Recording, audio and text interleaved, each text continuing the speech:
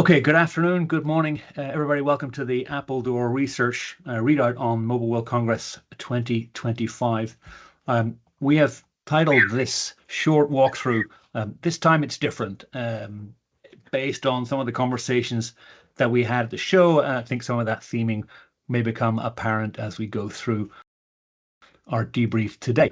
I think you know everyone here, but let's just step forward a little bit and make sure that you know who's on the call. We have most of our team today, not everybody. Francis is on holiday. Shanti, I know you're online, but Shanti's in Singapore. Adam is also tied up in the UK. Adam, welcome here, but we didn't make everybody to the show. Today's focus is, those who came last year will recognize we'll talk for 30 minutes or so each of the areas, and then plenty of time for questions at the end, which you can submit through the chat, or I think we have the technology, we can raise your hand and we can unmute you as we go. Okay, without much in the way of further ado, I'm going to ask Grant Lenehan to just give us a little bit of an overview, some overall impressions from the show, and then we'll drill into some more detailed areas. Grant, how was it for you, as it were? Well, thanks, Robert. And first, I just want to really say a welcome and thank you to all of you who joined us. I hope you find it informative, and we really do want questions later. Looking at the show top to bottom, the most important thing, and this is in contrast to some other events that have attempted to replicate its success, Mobile World Congress may have mobile in its name and may have started with the 3GPP folks, but it is emphatically no longer a mobile show. It's the all-encompassing telecom, technology products, and business show. I mean, we saw huge amounts of optics and silicon companies and routing and switching, AI from all the major vendors, and APIs and enterprise services all in, front and center. And that really makes it, to me, an event that has critical mass and critical mass intellectually. The second thing is, if you look at the last couple of years, there were a lot of shiny object topics that were, a little bit transparent in their hype. And what we're really seeing now, at least what I was really seeing now, is a focus on practice, not merely on the hype. So the question was not autonomy and closed loops. It was, how do we mature the technologies that we have? How do we not, 5G is going to be wonderful, but how do we make C-RAN scalable? How do we make autonomy work?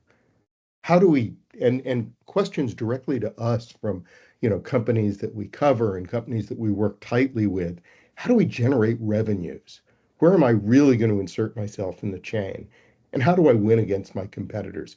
These are questions of companies that have the technology and are maturing and trying to make them win, not trying to build hype around a market. Now, certainly Gen AI, and in fact, AI in all of its forms, was probably the topic of the show. And yet, once again, one of the things that really made me feel good is companies were talking about where I use Gen AI versus where I use agentic AI versus where I'm using co-pilots and even things like predictive AI and analytics, which were leading edge and are now thought of as old. And they're not old. They're the underpinnings of AI. They're very practical. They're very mature. And, so we were seeing substantial use cases. But to my point of companies focusing on reality, I remember one company didn't use the AI word and talked about some of the predictive analytics and machine learning they were using. And they said, I guess I shouldn't have said that. And I said, thank you for telling me what you're actually doing. It gives you great credibility. And you're probably in the audience and you probably know who you are. A big thing that I heard across the spectrum is that as we go forward, data center investments and the general IT investments, but data centers, both public and private, are beginning to dwarf investments in telcos. And yet many of the building blocks are the same, servers and silicon chips and drives and all of these sorts of things. And we have to think about the implications moving forward. this is, in a way, the idea that the inventors at NFV had, 12 or more years ago. But we're really seeing this maturing. And I think how we package and buy and what standards and fundamental technologies we choose is going to be important. And the final thing that I saw overall at the show, and this was in CSP meetings and in OSS customer meetings and in presentations and in press releases, were the number of operational, and I'll say transformation. I know it got a dirty word years ago, and probably in terms of big bangs still should, but the number of transformation projects, large and small, that were underway, that were being touted as successful, that were being talked about as proof points. And it's good to see action beyond words. And that may be the takeaway I had from the show. I thought the conversations were really deep and meaningful. And I thank all of you and many others for having them with us. Great, thanks, Grant. Those are great observations, and I'm sure that prompted a bit of feedback from the audience here today. And I know we'll drill into one or two of those as we go into detail. Patrick, I want to turn to you next because telecom doesn't exist in a vacuum, and maybe we better bring this right up to date with some of the most recent information about what's happening in the wider world. Yeah, thanks, Robert. Yeah, so one of the things that I found surprising was the whole lack of discussion around trade wars and tariffs. I was expecting to hear a lot more of that as we came into the show. Other than Nokia, they had a kickoff session on Sunday. The conversation was largely muted, at least for me, on the topic. So I think with respect to trade wars, we could see some supply chain disruptions. Just given the recent events, even over the last few days between the US, EU, China. These charts I just kind of pulled, so kind of shows you the top 10 trading partners to the US. And then the chart on the right implies some of the potential supply chain delays, particularly in the chip and networking component sector of the marketplace. Mostly because I think the suppliers will try and diversify supply chains. We saw that in COVID during the pandemic. We're also seeing some cases of delayed shipments just to avoid some of these tariffs. So I think until businesses get clarity from governments, you'll see an impact. And I kind of noted some of the bigger suppliers, Intel, Dell, Nokia, et cetera, that are more exposed. So I think that's worth keeping an eye on. And trying to determine whether or not that impacts the CapEx investments for 2025. If I kind of get into off the back of some of the observations that Grant had around agentic AI was obviously a big theme for the show. I did some modeling on the market for agentic AI, and I think that it has the potential to drive about $60 billion in operational savings by 2030. This is across the entire telecom value chain. We're forecasting, so Appledore Research is forecasting the global market for agentic AI in the telecommunications market will grow from about $90 million this year to $6.2 billion in 2030. I think there's going to be huge uptake. It's already taking place in the IT ERP segment. This would be things like Microsoft Copilot and products like ServiceNow, their AI agents. Other sectors in the billing and CRM domain, we're seeing commercial deployments being used for things like cross-selling and customer support. Companies like CSG and Amdocs have products already in the marketplace. And then if you look at the SMO segment of the market and network security domains, those are nascent due mostly to the complexity of the task. So things like planning, network optimization, root cause analysis are much more difficult, but we are seeing POCs, and I've talked to a lot of suppliers in the market that are active where they're doing a lot of development here. I did see some impressive field force AI agents at Mobile World Congress. Those are being deployed, for example, by Huawei in China. And then I think by 2030, the investment in AI agents, as I said, will reach $6.2 billion. And some of the bigger segments, the billion-dollar segments, will be in service management, help desk, customer care, SecOps, which Luke is going to talk about a little bit later. And as I mentioned, IT ERP areas. So, one of the things I think worth talking about, because I hear it from some of my peers on the analyst side, is whether or not we're in a hype cycle. And I think one of the things we have to step back and look at is the level of investment demonstrates that there is business value here. And one of the things I looked at is like just level of commitment. You kind of it's follow the money. How much is actually being invested? We know that the top 6 mega cap tech companies this year plan to invest $350 billion in and around AI infrastructure. And then if you look at the pace of M&A activity in the AI and automation software market, that's actually accelerated. So, some of the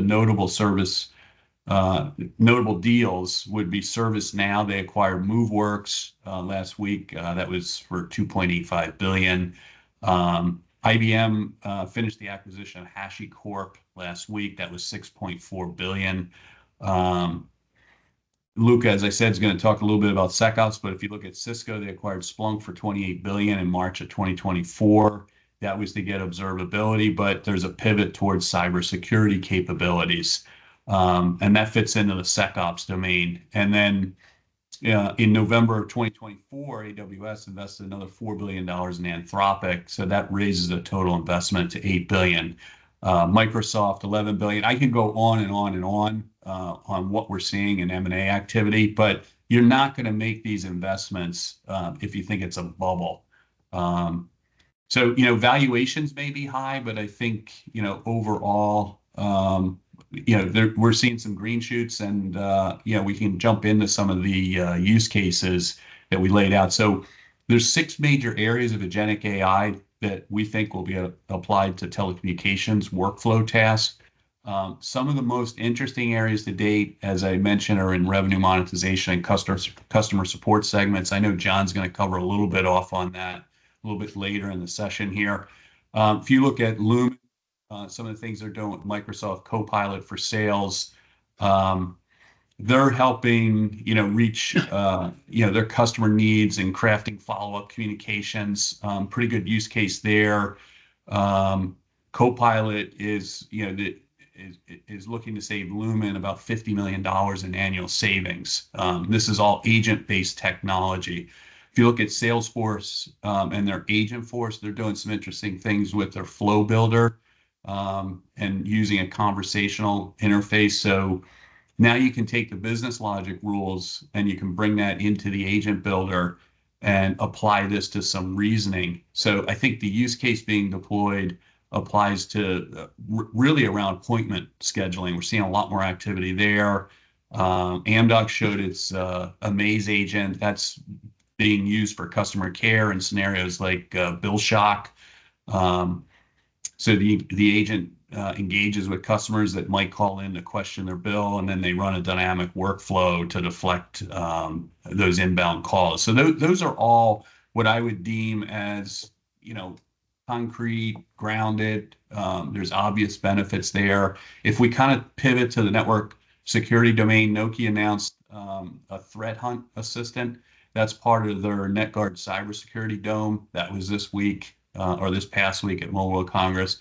That leverages telco threat intelligence and some of the network telemetry data that they're getting to detect attacks and then guide security analysts on remediation steps. I mentioned Huawei and their field force. They're actually using that in China with one of their largest customers. I also mentioned the IBM acquisition closed on HashiCorp.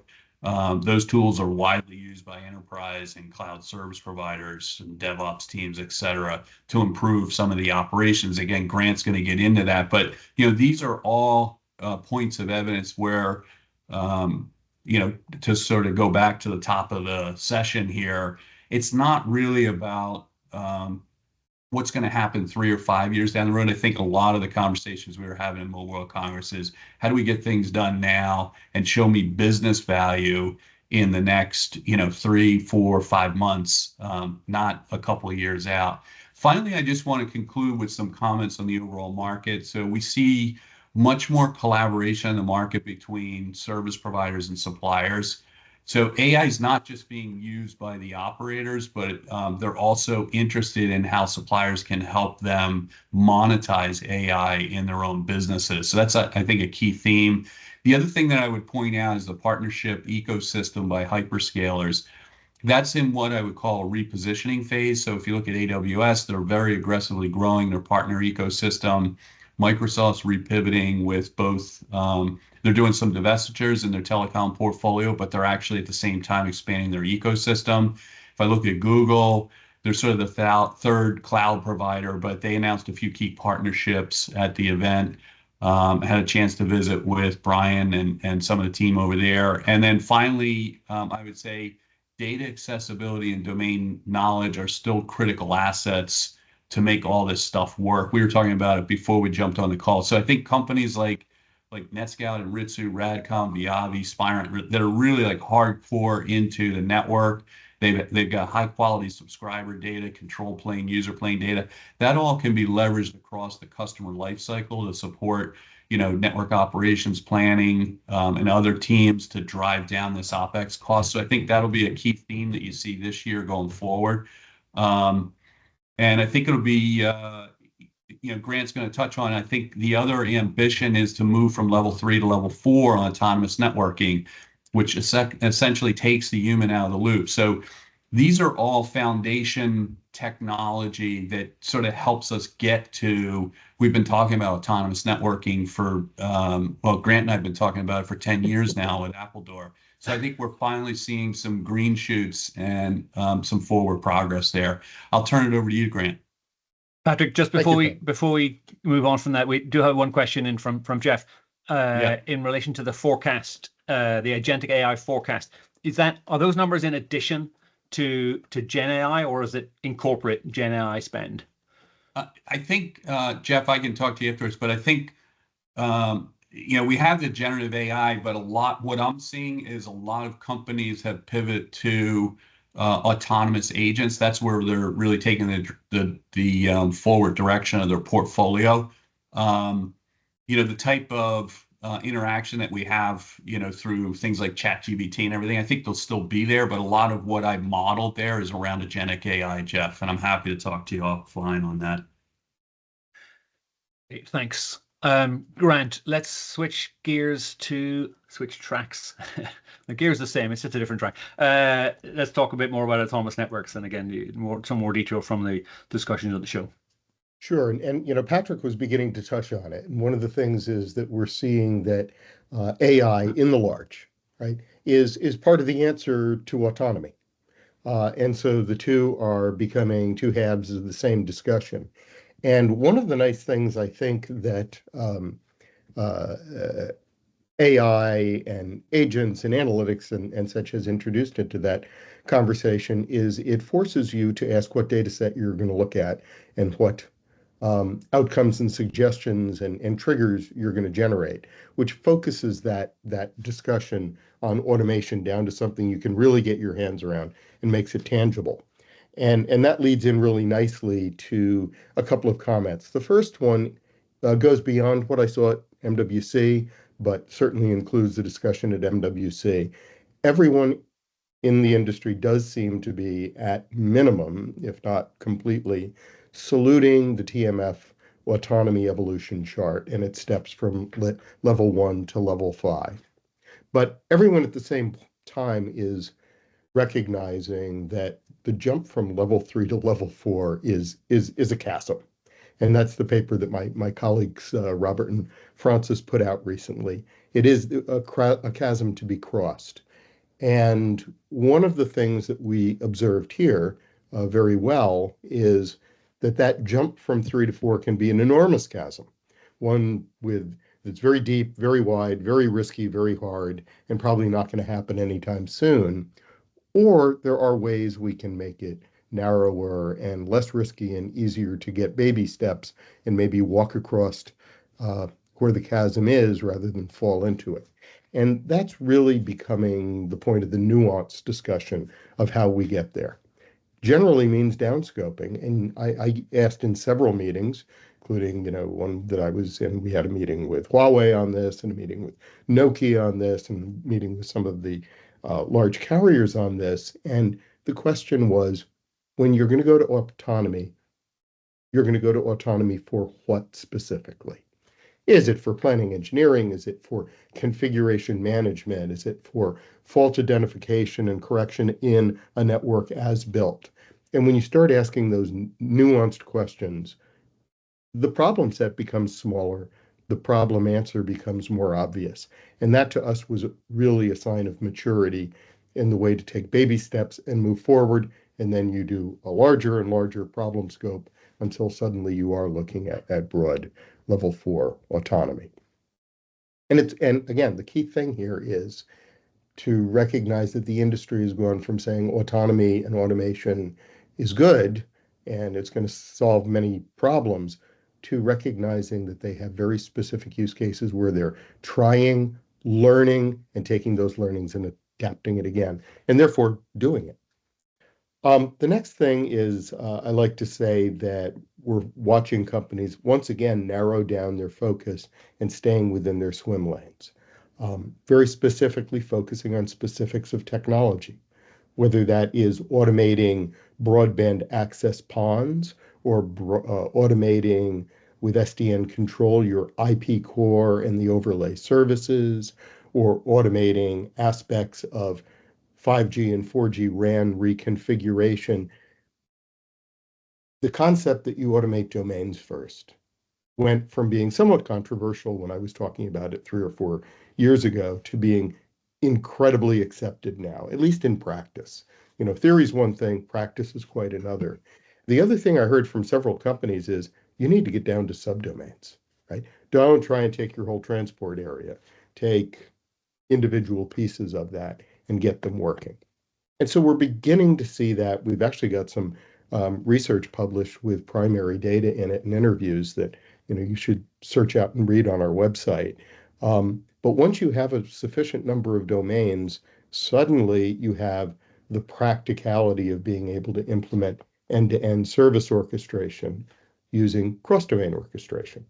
And we saw that taking off dramatically. We had quite a few pre-briefings from major suppliers in that area that told us how, after couple of years of nibbling, talk, interest, cross-domain service orchestration is being deployed much more rapidly. And part of this is there are domains to orchestrate, pretty simple. But the other thing we saw is there are driving use cases, many of them within the complex enterprise WAN plus security plus cloud. And we've been watching that case take off for a couple of years now. But the other one is that slicing is becoming real and becoming required, and that's another driver for cross-domain service orchestration. I'm not going to spend too much time on the next one because I think Patrick just did a terrific job on it, but we are seeing all forms of AI being applied to the control loop that is an autonomous network. And once again, this is very good that we're seeing the two topics that should be connected in users, suppliers, deployers' minds. And that once again, there's the focus on these judicious, realistic use cases that drives both the deployment of various forms of AI and also narrows down and makes practical the deployment and realization of autonomy. By the way, we have current and upcoming research covering all the trends we've talked about. And the final one is that the industry is really beginning to recognize that autonomy underpins practical APIs. So you don't do it just to get an automated network. You don't do it just to get better productivity. You don't do it just to get fewer errors in your network. You do this because once you have the ability to automatically set up and manage a service, you can put up a simple API just like AWS or Microsoft Azure or Google Cloud puts up, and you can make an order. This has been one of the dreams of the math But the reality of the MEF testing has been that without proper intent-based autonomous networks, stapling even the best conceived APIs on top of them is going to yield a lot of work on the back end. So I was really heartened to hear many players talk about the connection between autonomy, intent, and being able to successfully put out APIs and enter these new revenue streams with a cost structure that makes it profitable. So in the interest of time, I'd like to stop there, but certainly we're available for questions as we go forward. That's great. Thanks very much, Grant. So yeah, do please chip in with questions you have as we're going. Okay, I'm going to step forward here and briefly talk about the kind of segregation, Open RAN, and ecosystems. It's very clear that the open movement has gained quite a lot of traction, and looking at how hard various incumbent players in particular have been stressing their open credentials and validating those through presentations and briefings at MWC is quite notable. So I'm just bringing up some of the figures here from Ericsson and Nokia just as examples. There are others. Patrick mentioned some of the ecosystems from people like AWS. Dell is also in the mix, as again, having a lot of different partners. And also interesting companies like Wavelo coming through, making a big play on the use of TMF, industry standard interfaces, both in the BSS area and OSS area. That's pretty important and significant and notable. On Open RAN itself, again, there's kind of two schools of thought on this, and you see this reported in the press. Some of it is a kind of Open RAN is dead message. I think it's a mischaracterization and a misunderstanding for various reasons. I think Open RAN continues to evolve, and I think one of the areas that we've touched on already in this was the degree to which enterprise applications for open and cloudified RAN are becoming more important. Certainly a way for companies to make progress quicker and look at solutions that require perhaps a greater degree of variability and customization than a macro RAN, and certainly involve more collaborations between partners. So a longer value chain, perhaps, but more focused on individual industries. So again, we had some good examples of how companies like Oracle are working with partners to look at industry verticals. That certainly was a strong theme in the industry. In terms of specific applications within ORAN, lots of RAP vendors. Again, it still seems sort of surprising in some senses. This is very buoyant as an activity.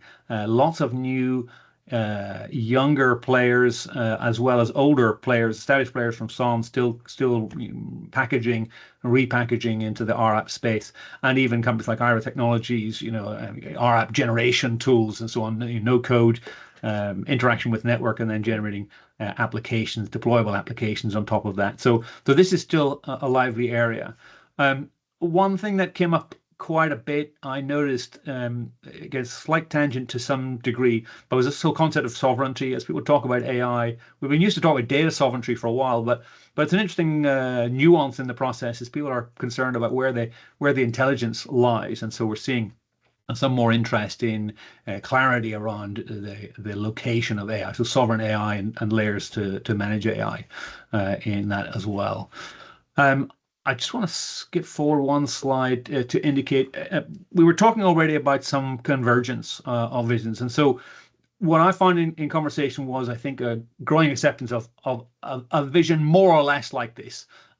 Essentially, where there are two strongest drivers at the top, which is improving customer experience, and the second is what I'm calling growth, but means a lot of different things: monetization of new offerings as well as expanding into new markets, and that in turn being enabled by essentially a kind of three-layer structure. Automation, Grant's referenced that already. That's the goal: automation and autonomy, underpinned by data, and in turn underpinned by cloud infrastructure. There's various kind of nuances and details going to be applied to this kind of vision, but this broad mix seemed to be pretty common and very relayable to what both larger vendors as well as smaller vendors looking for a space We've talked about the platformization of telecom elsewhere, and I think there's growing evidence that that's a strong trend in the industry. And again, looking at how some of the horizontal players have been progressing, again, re-establishing the platform view,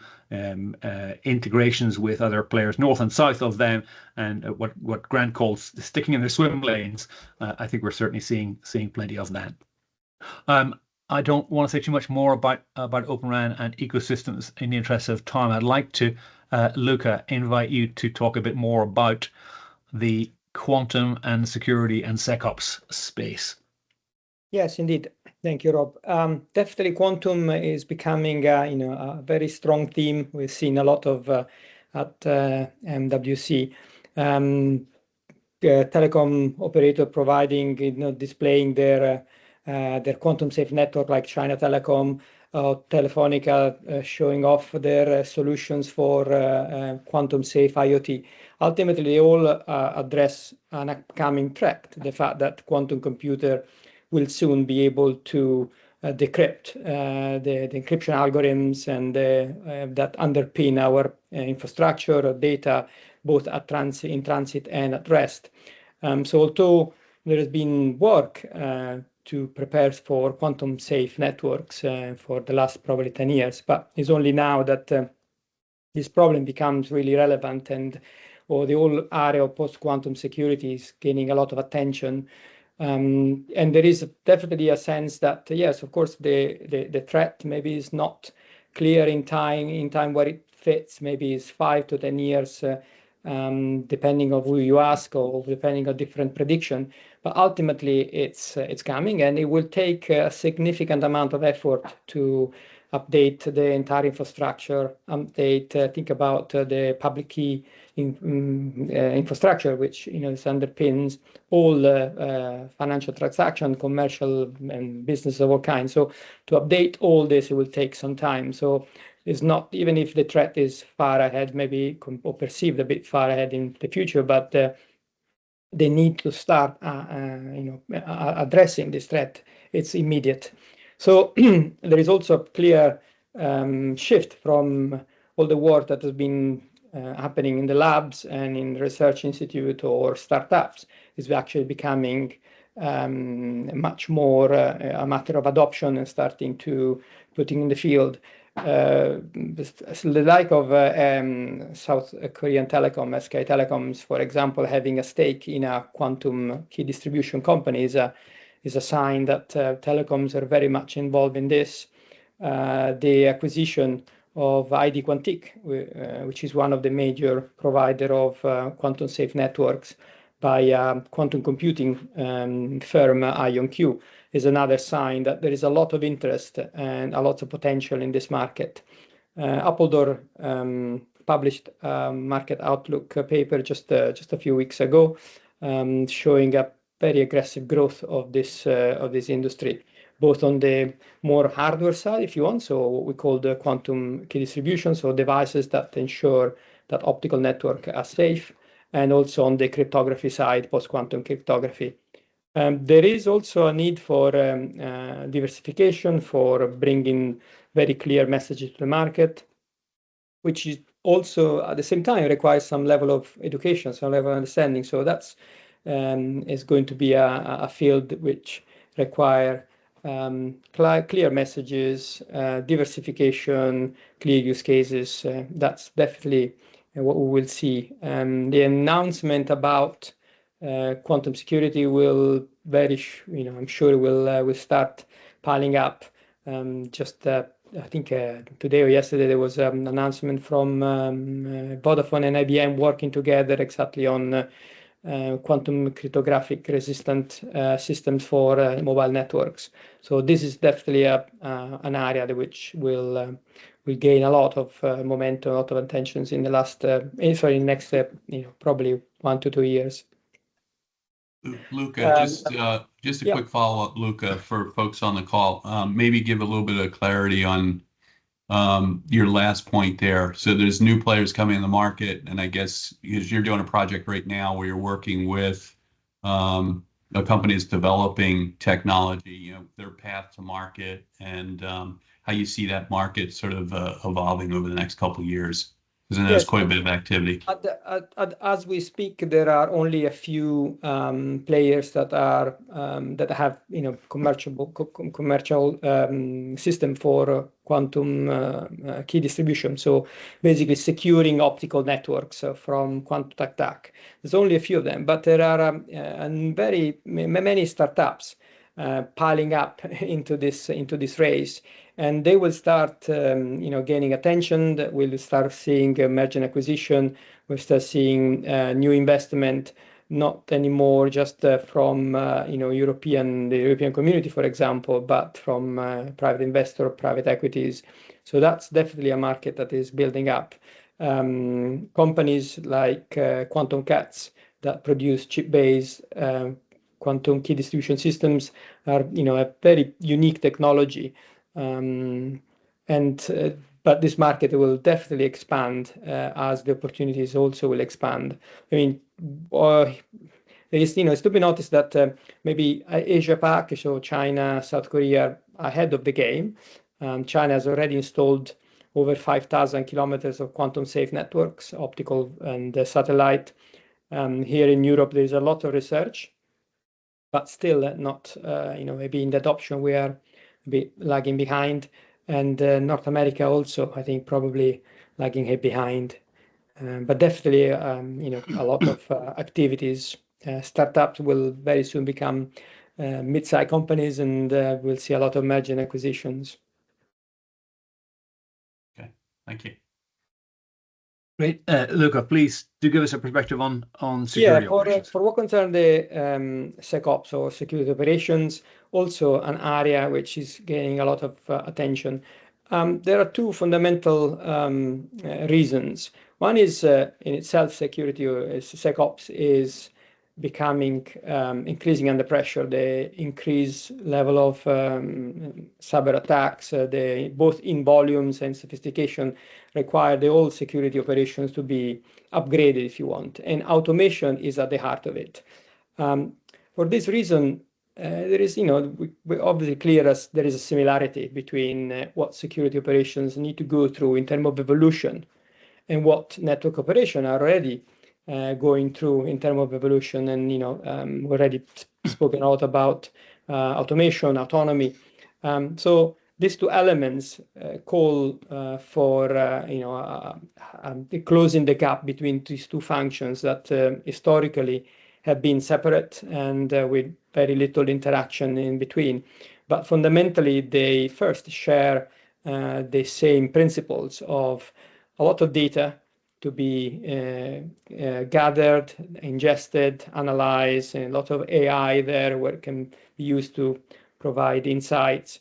And at the same time, in order to act upon this data, you need automation. You need a lot of autonomous process, automation to gain in not only in optimizing the process themselves, but also to respond more quickly, both to threats and to fault and problem networks. So these two areas will definitely start to come first close and potentially to merge entirely in a not too distant future. And the like of Nokia, for example, that we've spoken to understand this and start really see this happening. Observability is not just therefore about network operations, but equally in security operations. It's just the nature of the data is slightly different, but fundamentally what you do with the data and the process that you follow are very similar. As Patrick was earlier saying, Cisco, for example, acquiring Splunk is a clear sign of the trend of the market. The cybersecurity market is vast. There is vast number of players, and that will require them to start finding way to diversify, to bring very clear messages to the market, to articulate their value proposition very clearly in order to be recognized and not, shout against the wind. Great. Thanks, Luca. I know we're running a little over here, but I'm going to pass straight on to John to cover our digital experience, digital enablement and monetization perspectives. John, over to you. Great. Thanks, Robert. Hello, everyone. For those of you who don't know me, I'm John Abraham. I lead the Digital Enablement Research practice. The program fundamentally is focused on the building blocks of telco business applications, or what used to be called BSS.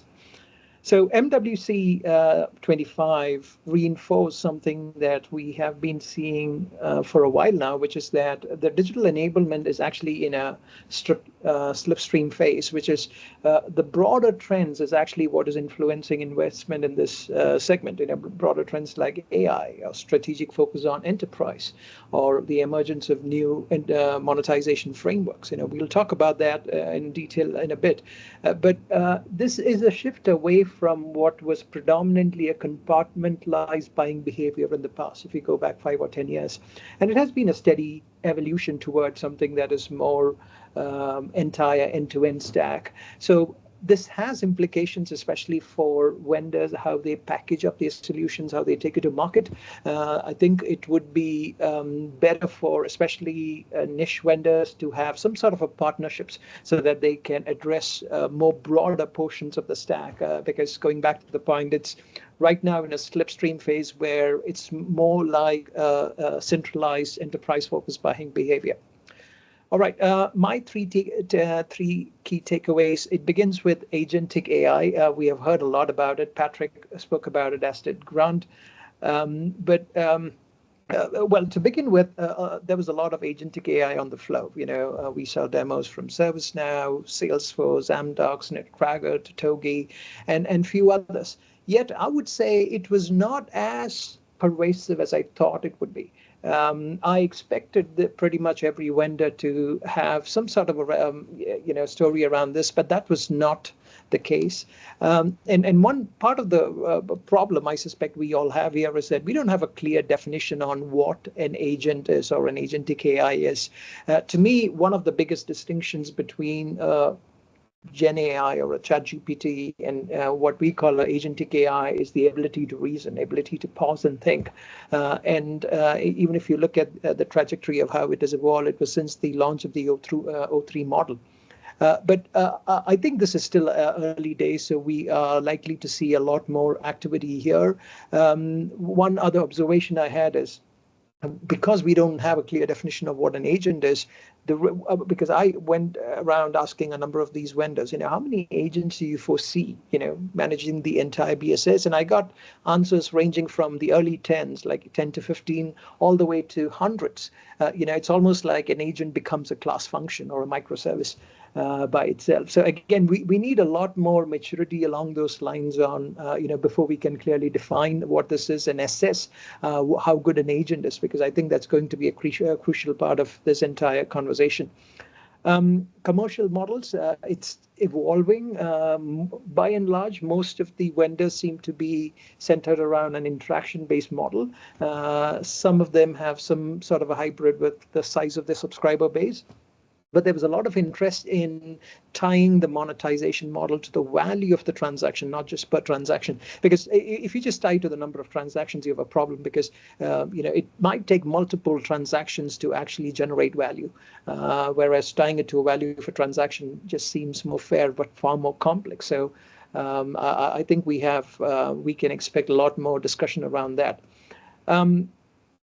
We heard about the importance of data, and maybe we'll just flick over to the next slide, because it is in this context, I think, the telecom ontology becomes very important. Telcos have a lot of data, but the problem is most of them are in disparate silos, and how to map it back to a common base where you can actually use some sort of a common framework for the AI engine to understand and then remap it across to legacy systems. That's going to be crucial. This figure actually is a highlight of how we see the generative AI maturing within a telco software environment. And I just want to call out the fact that the telco specificity is going to be crucial. And that's what that telecom focus ontology is going to be, because you need to have a way to map silo data into a common framework and so on. I'll also just say on this point that TMF open APIs, because whenever I bring up the issue of ontology, quite a few vendors have different perspectives on it. One of the key points that people mention is how they seem to think TMF open API is the most likely starting place for this. So it might as well get a new lease of life just from what we are seeing with the data ontology.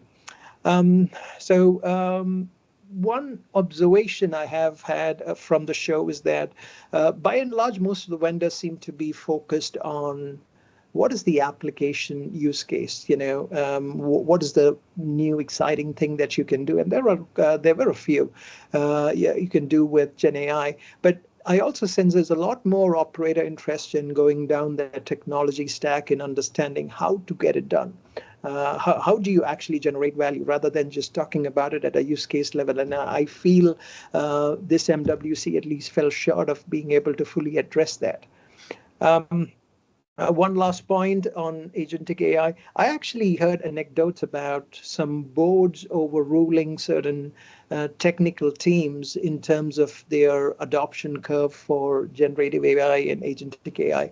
And this comes from a lot of technical teams believing that, well, the value is actually a bit further on, so maybe we should prioritize other things now, whereas the board is actually saying, we need to prioritize this right now because we are getting asked about what is the progress of this organization, on the Gen AI curve, and we need to have better answers to stand up to some of our peers and so on. So watch out for that as well. It's not always the operators see immediate value, but it's also they are being forced to embrace the adoption ahead of schedule, partly because they're getting a lot of questions from top down. Second point, enterprise engagement. I'll say catalog, CPQ, ordering. It's getting a lot of attention. Enterprise by itself is in a unique phase in terms of a lot of interest, a lot of attention, a lot of investments from telcos landing in this particular segment. And the key message here as well as telco specific. We actually have done a fair bit of research, particularly around CPQ.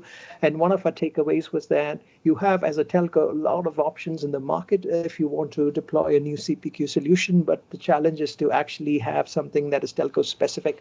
Telco specificity is quite crucial. Conscious of the time, so I'm skipping to the last one, which is monetization. The boundaries of monetization is actually expanding. It's not just tied to systemic discussions, although that by itself is having a new lease of life with a lot of new activity around billing transformation. It's nearly a 3-decade-old story, but it's actually seeing a lot of renewed discussions on how to, shift away from some of the older, more expensive systems. But the monetization discussion is actually broadening to include APIs and network exposure and so on. And there is a lot of emphasis on the frameworks, on the fundamental frameworks, fungibility, extendability, and so on. But equally, also, we are seeing a lot more conversations around the partner models and the wholesaling strategies. I believe we are getting close to a reset on some of these topics, particularly around partner strategies and how we actually see telcos wholesale. I do not think the present model aids for scale and more efficient growth. I will pause with that and hand it back to you, Robert, so that we have some time for Q&A. That's great.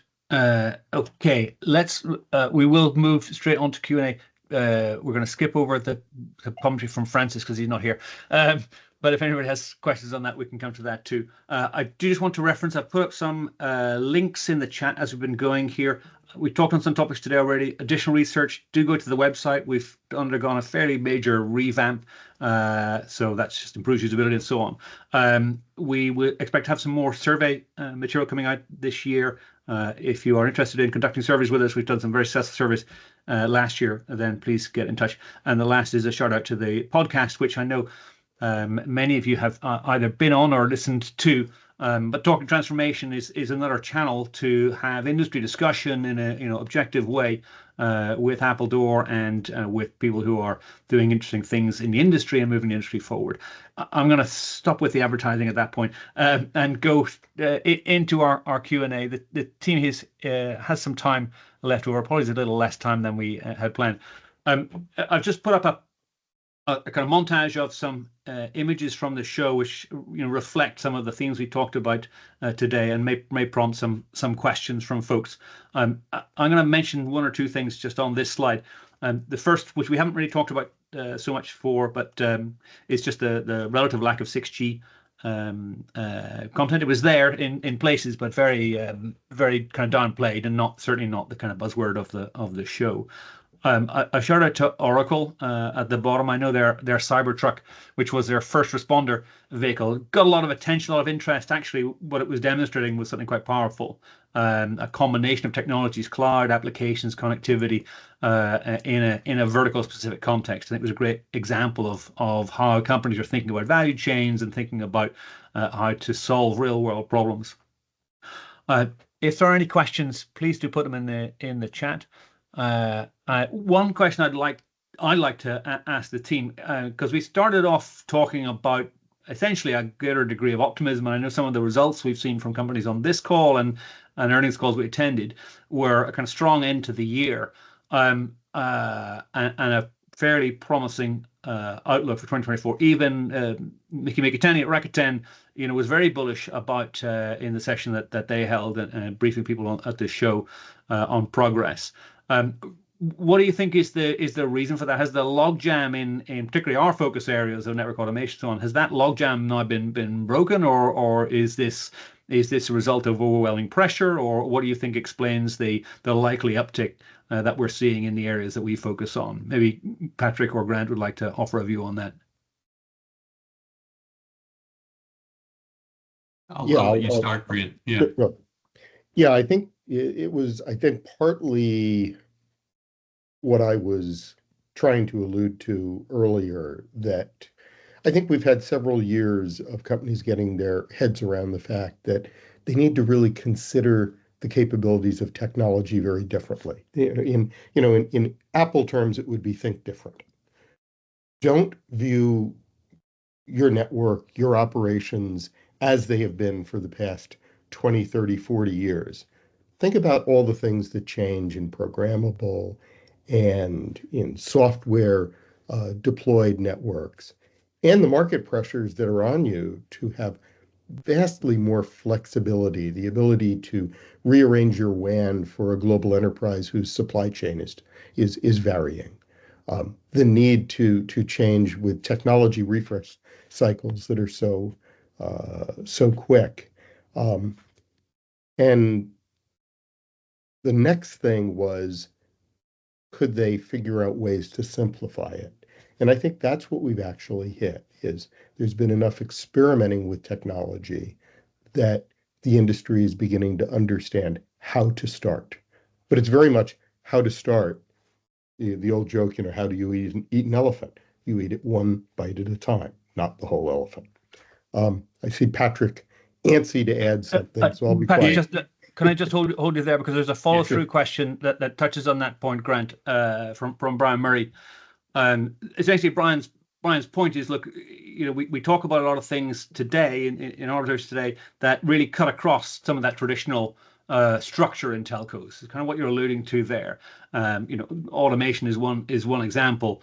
We've seen that kind of played out. The question that Brian's really asking is there a point in time at which operators stop doing the sort of functional spending, the organizational spending that they're used to, and can think a little bit more laterally, if you like, and spend with a wider perspective rather than just a departmental or a business unit level? Is that where we're heading? Is the result of, let's say, this movement that we're seeing, is it a different kind of spend, or just the same kind of spend delayed?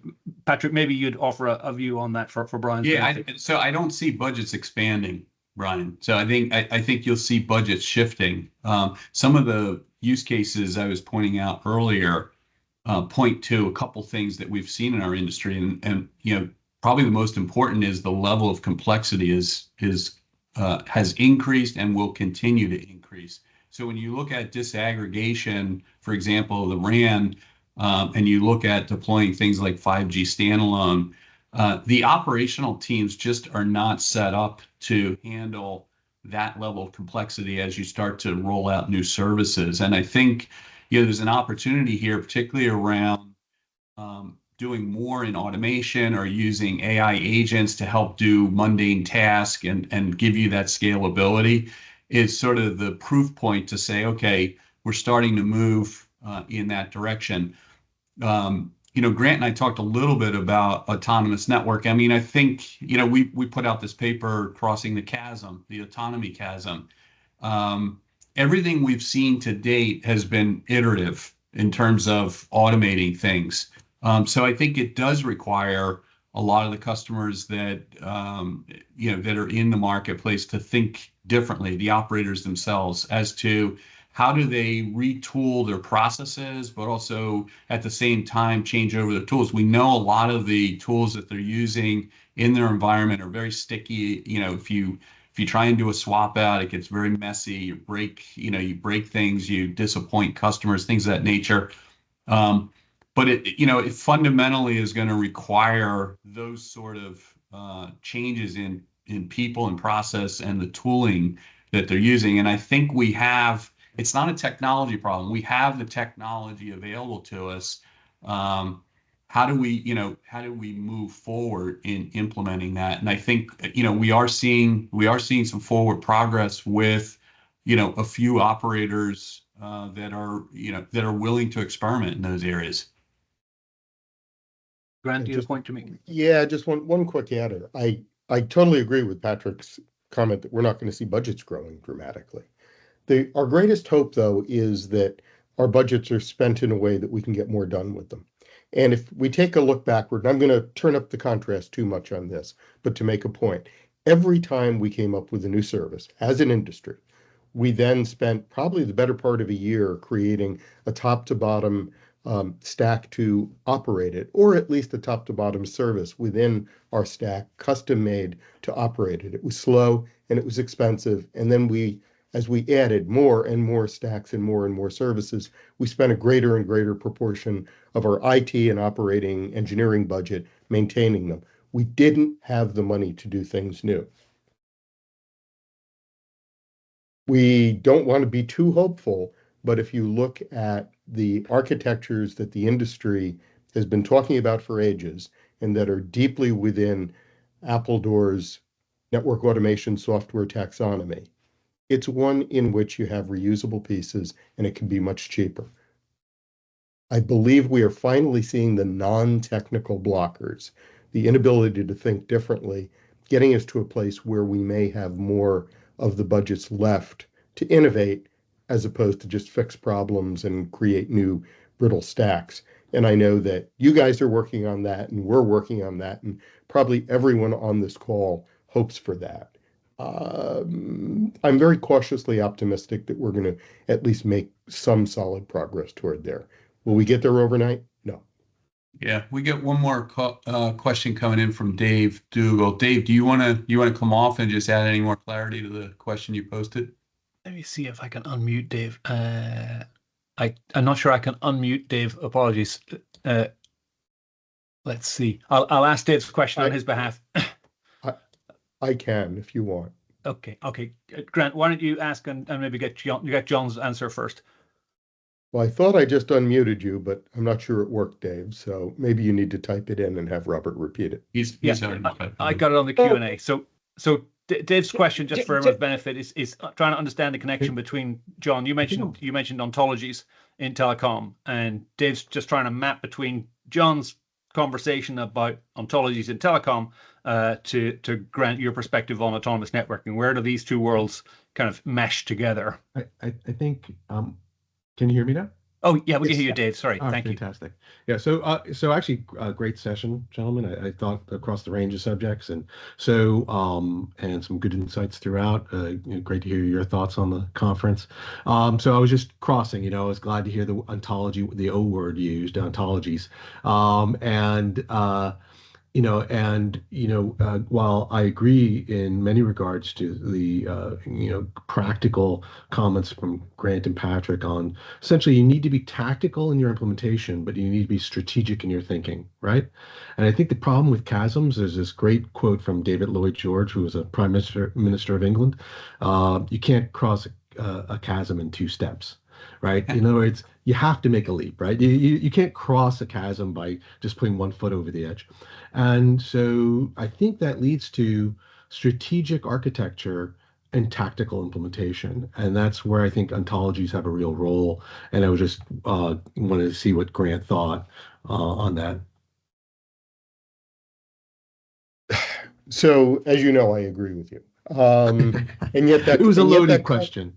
And yet that contradicts something that I said earlier, right? Which is that you can get across the chasm by making it narrower and shallower. And yet it's not a contradiction. I do believe that we need to make a major change. We need to leap across the intellectual chasm from thinking in the past, thinking about the limitations of the network, limitations about what kind of flexibility is possible, limitations about when you need a dispatch and when you need a human. That must be a leap. But to get there, we can take it piece at a time. We can take and draw a line around a set of tasks that we understand well enough to automate, rather than drawing that line around things we understand and things we don't really know how to automate yet, which means either we won't do it or we will do it and fail or have a high error rate. So I believe your point that you really need to understand a new ontology and a structure of how things work that is very different from the past. And yet you don't cross the chasm in 2 steps. You create 2, 3, or 4 smaller chasms that you can leap across each one to maybe test the limits of that analogy. Yeah, I agree. I think we conceptually agree. Yes. That's good. I know we're at the top of the hour, even a little over. So without kind of going into any further questions here, if you would like to submit questions to the team, we're very easy to reach. You can reach me personally on LinkedIn or any of the team here. We hope you've enjoyed this session and the links to the additional research. And we look forward to talking with you again, seeing you again online soon, and meeting in person as soon as we possibly can. Next up is probably going to be Copenhagen for the DTW event for most of you. So we look forward to seeing some of you there for sure. Thank you so much for your time and your attention today. We appreciate it, and have a safe onward travel if you're traveling. Thank you.